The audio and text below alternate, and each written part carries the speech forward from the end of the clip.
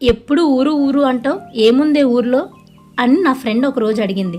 ఏముందో ఊర్లో చెప్పనా? నాకు వద్దు బాబోయ్, ఆకలి వేయటం లేదు, నన్ను వదిలే తల్లి అన్న మళ్ళీ మళ్ళీ కొట్టో తిట్టో బెదిరించో ప్రేమగా అన్నం పెట్టే మా అమ్మ ఉంది. నువ్వు ఎక్కడున్నా కష్టపడకుండా హాయిగా ఆరోగ్యంగా ఉండాలని కోరుకునే నాన్న ఉన్నారు. అప్పుడప్పుడు నాన్నకి అమ్మకి తెలియకుండా డబ్బులిచ్చి మా నాన్నమ్మ ఉంది. నేనేమైనా పిచ్చి పని చేస్తే అమ్మకి చెప్తా నాన్నకి చెప్తా అని బెదిరించే మా తింగర్ చెల్లుంది. నా కోసం ప్రాణం పెట్టి నా కోసం ఆలోచించే మా అన్నయ్య ఉన్నారు. అమ్మలా ప్రేమగా చూసుకునే మా అక్కుంది.